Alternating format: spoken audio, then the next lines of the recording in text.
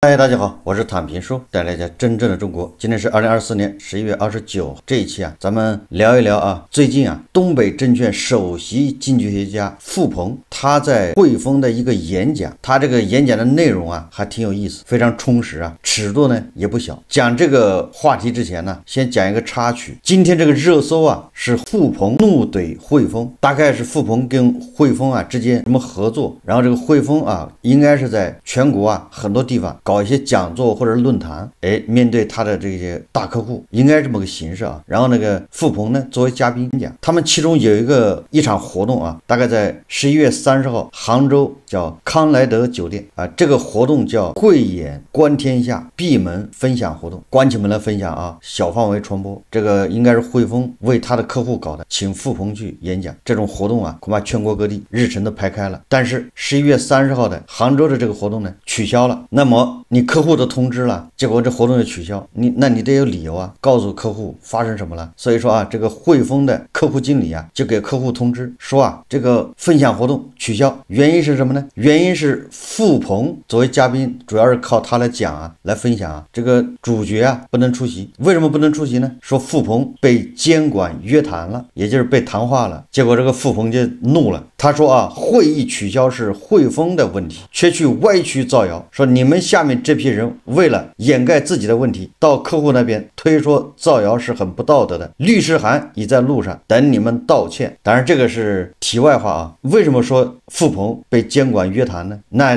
就会让人联想他讲的东西非常的这个火爆。他在11月24号在上海站类似的活动上面也是汇丰组织的，讲的内容比较火爆，所以被监管约谈。所以11月30号杭州的这个活动就因为付鹏不能来取消了，来了也不敢讲。当然了，这个付鹏已经辟谣了，律师函在路上。那大家就对1月24号在上海站这个汇丰之夜就是这个活动上付鹏到底讲了什么呢？尺度到底有多大呢？我们一起来看一看前面是主持人介绍这个汇丰什么私人财富这一套东西就是这家汇丰然后请出付鹏，由付鹏做报告，报告的题目叫2024年年终回顾和2025年展望，对冲风险占软着陆。主题分享，这个付鹏上来就说开场白说正好是年底了，但是虽然刚才汇丰一直强调大家不录音不录像，但是大概率你挡不住。他说我在这儿讲话会谨慎一些，非常小心谨慎，说大概率会有人透露出去。今天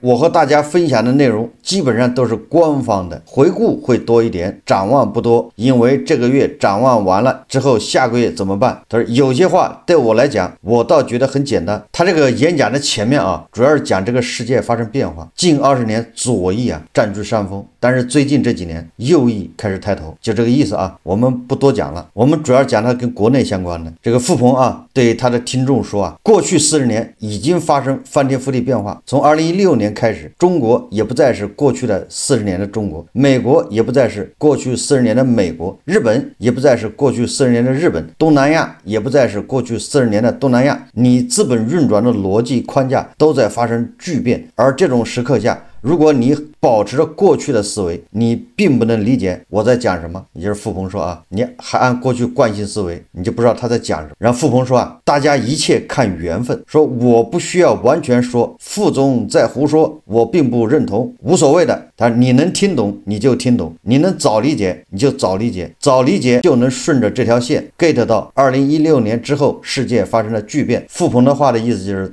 这早理解早受益。他说最新的美国大选，特朗普重新上台，但这次上来跟2016年又不一样了，因为他比2016年变得更加右翼化。他说2016年大的政治转变本质上就是逆全球化和右翼化。然后他谈到这个关税付鹏说前2天的时候在福克斯新闻上，本森特和几个诺贝尔经济学家在那儿争吵关税作用的时候，你就突然间发现说一个站在市场角度上的人理解关税作为一个手段到底起到什么样的作用，和那帮老学究们去讲的，甚至跟在座各位从从新闻联播上看到的关税描述，说美帝国主义打关税，使得老百姓生活在水深火热中，你会发现好像你聪明点的话就知道好多东西并不对，这就是差异性。然后这个富鹏认为啊，特朗普这次上台，因为特朗普是实权派，第二个这特朗普就是通杀呀，就是一体或者叫三位一体，可以理解成右翼化，已经完全没有牵制。富鹏认为后面的结果是什么？说这场仗可不好打，比2016年那一届还难拿。然后富鹏他认为啊，这个关于利率曲线，他的结论是利率的本质实际上就是贫富差距，利率越低的时候贫富差距越大，利率越高的时候贫富差距越小。他说二战前我们的利率是0，到80年代利率达到顶峰，2008年次贷危机到疫情期间利率再次达到0。利率的低点到底是什么意思？为什么在过去的100年历史里，利率的低点总是战争的起点？然后这个富鹏啊，他对美国的利率做了个预测，美国的利率啊到5，现在在调50个基点，调25个基点再往下降，但是特朗普上台以后啊，还有可能再回去，他认为这都是正常现象，即便下来他也回不到0、1、2这样的水平了，也就是2%的利率啊，富鹏认为这个很难达到，也就是降，恐怕也是降到4%，在这么个区间，甚至还反弹回去。然后富鹏说啊，关于利率，劳动者对劳动力来说啊，利率是很关键，如果利率的抬升来自于劳动收入的增长，这是好事。你想想中国，你把时间回拨到20年前，利率高不高？过去咱们中国利率10%、8%呀，不知道大家有没有印象啊？他说那个时候你觉得难受了吗？不难受。他说现在利率低不低？低，你很难受。为什么？所以你要知道，通过劳动获得收入还是通过资本杠杆获得收入，你对利率的感觉完全是反的。富鹏认为啊，过去100年发生的这一轮大周期是完整的周期，到2016年表面上看叫中美贸易战，表面上看是中美两个大国之间所谓的对抗和博弈，其实是全球各个国家内部的矛盾展示，对内是内部的分配，对外是外部的分配，在这个背景下，战争的风险将加大。然后这个富鹏还说了啊，这个俄罗斯啊使用洲际弹道导弹打击乌克兰，说无非是里面没挂核弹头而已。就富鹏认为啊，这个3战核战风险都在加大。总体上啊，它是全球无论是美国还是其他地方右翼化在抬头。具体到美国啊跟中国之间，富鹏认为啊，美国不论是哪个党派，民主党、共和党上来对中国都不会温和。他说两党的共识，他们之间只存在着我比你左一点，我比你右一点，但咱俩都是往右的。说美国政治的变化核心在于，不管民主党和共和党对中国的压力都是一样的，只不过是他俩谁压力多一点，谁压力少一点，谁外交上压力多一点，谁在经济上压力多一点，仅此而已。这个恐怕大部分人都认可啊，就是咱们经常说的叫抱着背着一般沉。特朗普在这块压得狠一点，那在别的地方说不定他就松一点。那个拜登呢，在关税这块压得松一点，那他在别的地方他压得就狠一点。具体到中国啊，富鹏说啊，对于中国来讲现在也很麻烦。在过去的80年代、90年代，西方在不断的包容、融合、右翼化，同时当时的中国也在不断的往右走。当然此处不是指的中国的右倾，这个大家知道啊，就是西方的左右和咱们说左右正好是反过来的，而且概念也不完全一样。这个富鹏他说啊，他认为啊，他说中国也是朝着包容融合的，所以我们才有了非常好的入世、WTO、改革开放等一系列的操作。他说啊，右翼有一个特征，典型特征啊，他说右翼可以叫民粹，也可以叫国家主义，可以叫爱国主义，极端右翼可以叫纳粹。右翼的特征很明显，就是我没错，都是你的错，这就是右翼啊，这是富鹏的观点啊。富鹏说啊，当国家和国家之间的组合出现统统左翼化的时候，就是包容、融合、全球化共同增长的巨佳的历史环境；当全是右翼化的时候，面临的就是战争。所以富鹏他认为啊，当今世界在过去的5-6年时间，已经陆陆续续都在右翼化，右翼化的特征、政治的重要已经显现出来，选票回归传统的特征已经显现出来，反移民的特征已经体现出来。到这里啊，富鹏都是讲这个咱们面临的世界环境。那对于中国国内呢，富鹏他说啊，当前我们面临的问题不仅仅是外患的问题，还包括了内忧，综合在一起会有一个非常奇特的答案。说之前很多人问我中国到底和日本一样不一样，也就是说日本一个消失了30年，那我们跟日本是不是一样的？富鹏的观点啊，他说宏观讲他讲不清楚。你把它放到一起比较，它比较不了。你把它分项拆开，那中国跟日本都不一样。比如说啊，现在中国的居民部门和日本的居民部门它就是不一样，你人均收入你比别人低得多。中国的政府部门和当年的日本的政府部门一样不一样？根本就不一样，因为咱们这个政府啊，这个掌控力跟当年日本的政府的掌控力又不一样。然后这个现在中国面临的国际环境和日本当时面临的国际环境一样不一样？根本就不一样。然后傅鹏得出的观点是啊，从老百姓的角度看，体验来看，那就是99.99%会跟日本一样，也就是所谓的消失的30年。这个傅鹏说啊，经济增长、消费扩张升级的时候啊，调研的样本是富人先进5星级酒店，富人先买超跑，富人先吃海鲜，然后调研的对象在下沉，最后是老百姓吃上海鲜，老百姓开上汽车，老百姓住进5星级酒店。这是消费扩张的时候，也是先富带动后富啊。但是当经济收缩的时候啊，傅鹏说啊，正好一切都倒过来了。第一步先收缩的是底层，也就是现在啊几千万的网约车司机，大家有没有想过这些司机从哪儿来？实际上都是很多本来对吧是码农，本来在房地产，本来在中介都没活干了，只好去开网约车，找不到工作去开网约车。而恰恰这里面很多人都是原来所谓的中产，这就是中产的陨落。这是傅鹏的观点啊。这个傅鹏说啊，现在讲需求，比如中国经济从2019年就有大问题，非常麻烦。大家不要觉得现在经济问题是现在发生的，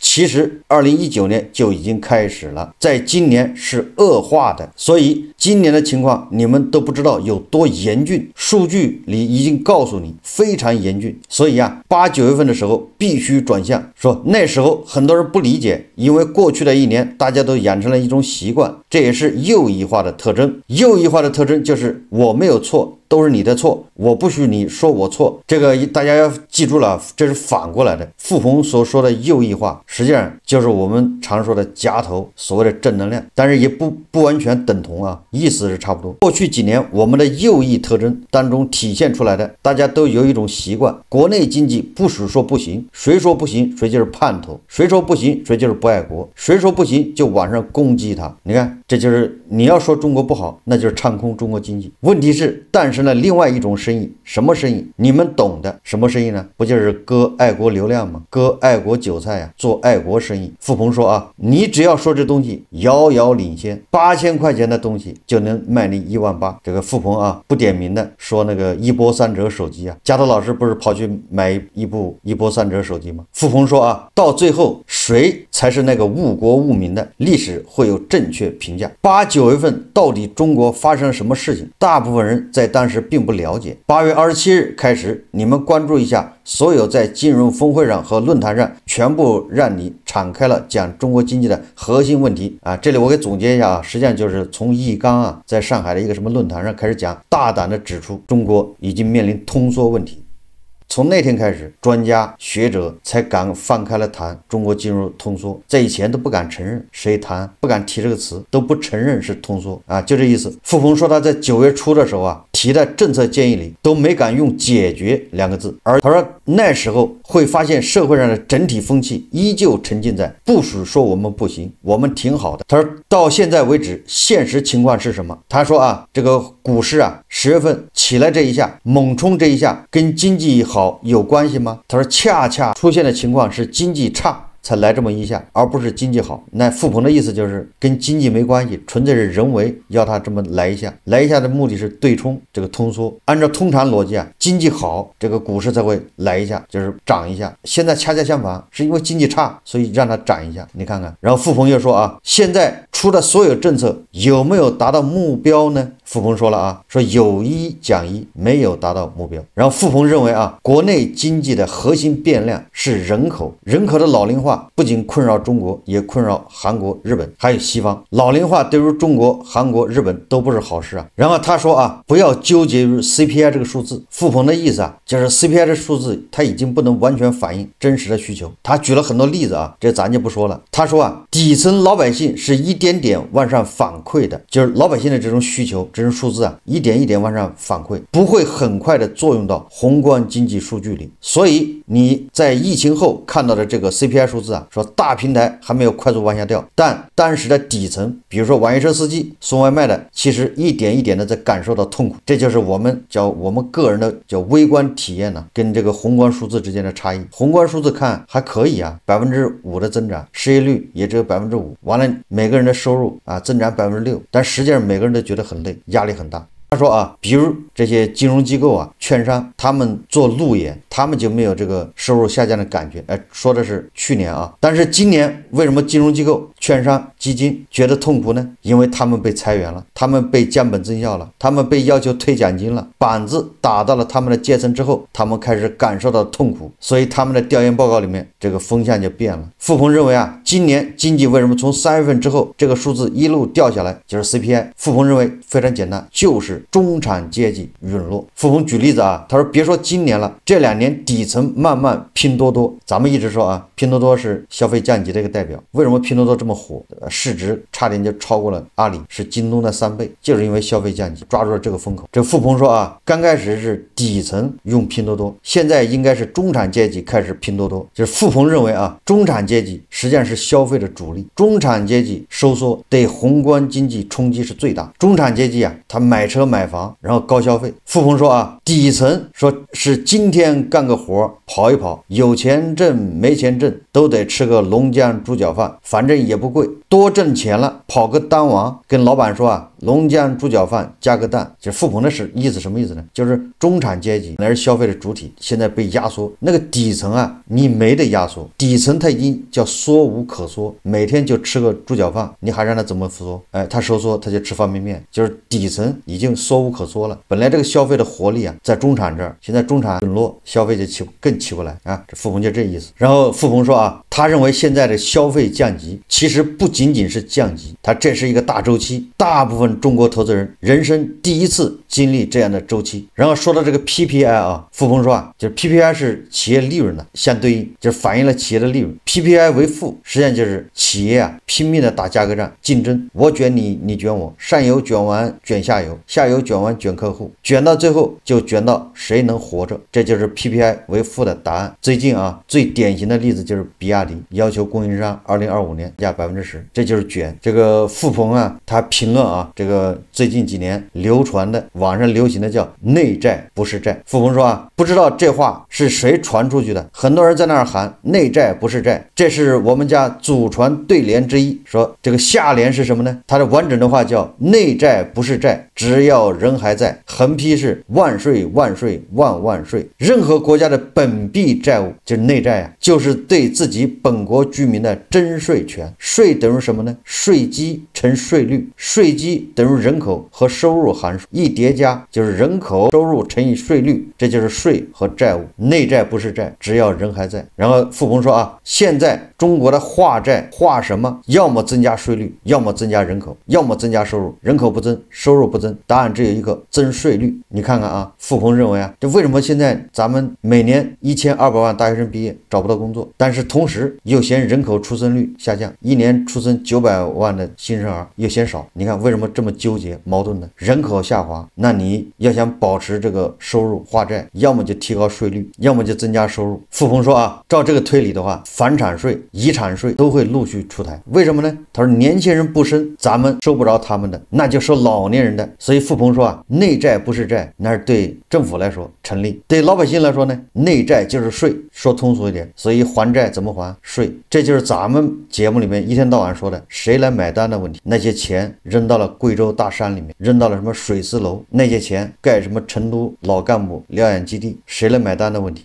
这都是债。政府债务驱动的投资行为，只要能收到税，所有投行投资行为理论上都是合理的。他以高铁为例啊，杭州到上海的这条高铁修完，成本核算完，2等票需要150元，老百姓能不能承担得起？能承担得起，运营得起，就会项目回本儿。所以经常挂在嘴边的口号就是，如果项目不能挣钱，那原则上高铁是浪费的，就是纯纯的债。但是啊，付鹏说啊，因为中国独特的税收制度，他说中国的税分为结和直接，成本核算实际上是一种直接税。这个大家想象一下啊，他说中国的特色是直接税减免，那直接税减了，但是税总的不能减了，所以间接税增加。直接税什么意思呢？我们说通俗一点，就是老百姓马上能感受到的。间接税就是你叫润物细无声，你感受不到，但是就是跟你收了。那举个例子啊，还是杭州这个高铁到上海的，成本是150一站票，2等座。他说旅客只花60元就能坐，老百姓觉得实惠，高铁跑得这么快，完了60块钱就能到上海到杭州，这就跟城市的地铁是一样啊。你在北京坐地铁3块钱几站，5块钱几站地，反正你一算非常便宜。但是老百姓他不想，这个便宜是谁在买单呢？间接税在买单。这个间接税就好比那个房地产，对吧？你通过买那个高价房，你已经为这个地铁买单了，你已经为高铁买单了。直接税什么意思啊？直接税就是高铁这个成本150，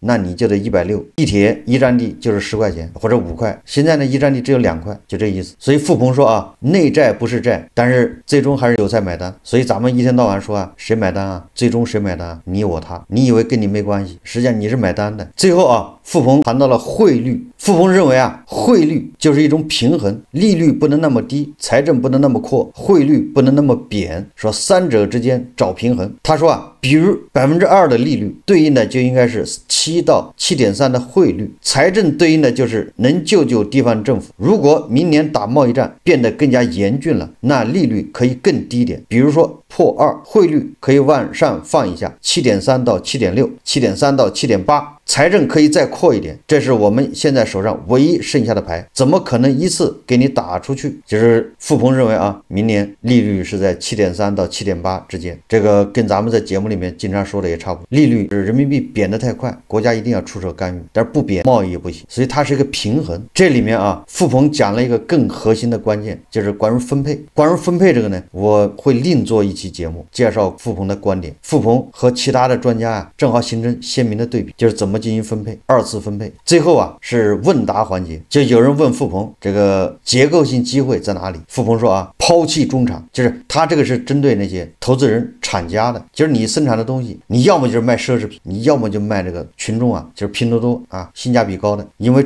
中产在陨落，如果你还盯着中产赚钱，你大概率啊要完蛋。这就是我以前节目一直说的，茅台以前就是中产，京东也是中产，对吧？对京东来说，你要么就是往拼多多来，往那个叫什么直播带货，就是便宜性价比。茅台呢，你要么就是大陆货，对吧？要么你就涨到1万一瓶奢侈品，你现在不上不下的，就是一个字，等着完蛋。那这跟付鹏的观点是一致的啊。但付鹏说你现在不要搞这个中产，因为中产在陨落嘛，因为中产你看要还按揭贷款，又要失业，又要孩子要养，他哪有钱去消费啊？现在中产都已经返贫了嘛，所以说白了你就搞刚需，在这里面说不定还有一点这个。关于这个，有人说啊，咱们的半导体行业怎么样？有没有达到目标？付鹏说啊，没有，很简单，他说我们啊还没有宣布我们遥遥领先啊。这就是付鹏啊在这个汇丰的这个上海站这个演讲的一些，当然我是简单的给大家介绍一下，他这个报告特别长，还有很多图表，如果大家感兴趣啊，可以自己去找着看一看。关于分配呢，我在明天会找个节目去聊一聊付鹏的关于分配的观点。好，这一期节目啊我们就聊到这里，感谢大家收看。如果喜欢我的节目，欢迎订阅转发，也可以在下方留言评论，谢谢大家。